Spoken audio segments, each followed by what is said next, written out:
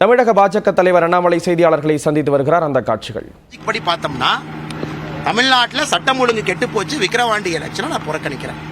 2026 தமிழகத்தில் சட்டம் ஒழுங்கு கெட்டு போயிருக்கும். அப்ப 2026 சட்டமன்ற தேர்தலையும் எடப்பாடி பழனிசாமி அவர்கள் புறக்கணித்து விட்டு ஒதுங்கி இருப்பாரா அப்படிங்கிற கேள்வியை திரும்ப எடப்பாடி பழனிசாமி அவர்களுக்கு வைக்கணும். நீங்கள் சொன்ன காரணம் வேறு. விக்கிரவாண்டி புறக்கணிக்கிறதுக்கு சட்டம் ஒழுங்கு இன்னைக்கு என்ன சொல்றீங்க? ஈரோடு பை எலெக்ஷன்ல குளறுபடி நடந்துச்சு, அதனால விக்கிரவாண்டி நான் புறக்கணிக்கிறேன். புது புது காரணங்களை தினமும் கூட கண்டுபிடித்து சொல்லக்கூடிய ஒரு வித்தகராக எடப்பாடி பழனிசாமி அவர்கள் மாறியிருக்கின்றார்களோ தவிர தமிழக மக்களுக்கு ஒரு பொறுப்புள்ள ஒரு எதிர்க்கட்சி தலைவராக அவருடைய செயல்பாடுகள் இல்லை என்பதை தமிழக மக்கள் எல்லா இடத்துலையும் பார்த்துருக்காங்க.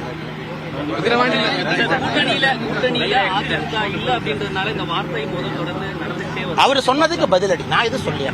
அவர் தானே சொன்னார். என் கட்சியை எப்படி நடத்த வேண்டும் எனக்கு அறிவுரை சொன்னார். இன்னைக்கு கோயம்புத்தூர்ல அவரு கட்சி எப்படி நடத்தணும் நான் அறிவுரை சொல்றேன். டெபாசிட் ஜஸ்ட் வாங்கியிருக்கிறாங்க, டெபாசிட்டே போயிருக்கும். கோயம்புத்தூர்ல 3 தொகுதியில டெபாசிட் இல்ல. 2024 இவர் 134 வாக்குறுதி கொடுத்திருக்காரு. எப்ப நிறைவேற்ற போறாரு? கோயம்புத்தூருக்கும் தமிழகத்திற்கும் நாங்கள் பாரதிய ஜனதா கட்சி கொடுத்த வாக்குறுதியை நாங்க நிறைவேற்றுறோம். இன்னைக்கு எடப்பாடி பழனிசாமி அவர்கள் சொல்ல வேண்டும், நீங்க 2024 சொன்ன 134 வாக்குறுதி எப்ப நிறைவேற்ற போறீங்க? அதை தாண்டி கட்சி பாரதிய ஜனதா கட்சி எப்படி இருக்கணும் அப்படின்னு அவருடைய கனவு. இங்கே பாரதிய ஜனதா கட்சி உங்களுக்கு அடிமையாக இருப்பதற்காக இந்த கட்சி இல்லை. தமிழக மக்களுக்கு நல்லாட்சி கொடுப்பதற்காக பாரதிய ஜனதா கட்சி இருக்கு. அதனால் உங்களை அங்கீகாரம் செய்த பாரத பிரதமர் நரேந்திர மோடி அவர்களுக்கு என்ன சொன்னீங்க? புறமுதுகுல குத்துனீங்க. அதான் நீங்கள் கொடுத்த பரிசு. அதனால் இவர்கள் எங்களுக்கு நம்பிக்கையை பற்றி எடப்பாடி பழனிசாமி அவர்கள் பாரதிய ஜனதா கட்சிக்கும் எனக்கும் பாடம் எடுக்க வேண்டிய அவசியம் இல்லை. காரணம் அவருக்கு அந்த அருகதை இல்லை.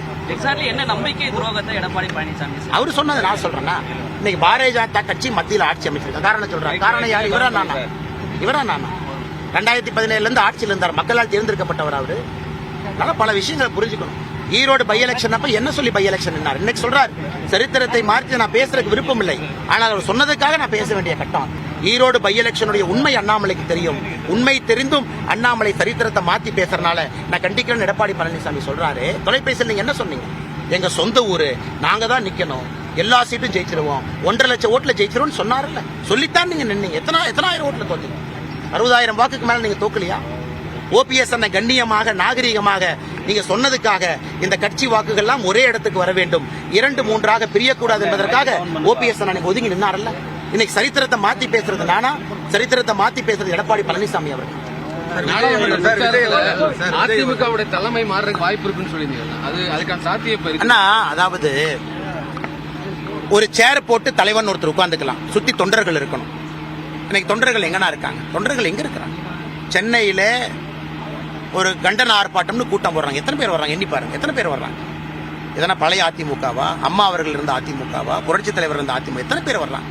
இத்தனை அமைச்சர்கள், இத்தனை தலைவர்கள், இத்தனை மாவட்டம், இத்தனை பேர்த்த கூட்டிட்டு வர்றாங்க. அதனால் தொண்டர்கள் கரைய ஆரம்பித்து எல்லாம் வேற வேற பக்கம் போக ஆரம்பிச்சிட்டாங்க.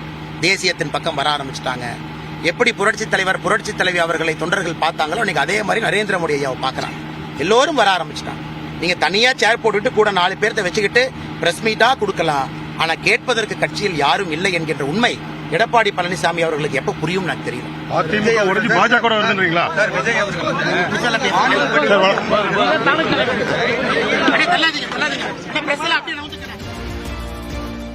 வாயால் வடை சுடக்கூடிய நபர் அண்ணாமலை என்று இபிஎஸ் விமர்சித்திருந்த நிலையில் அவருக்கு பதிலடி கொடுத்திருக்கிறார் அண்ணாமலை.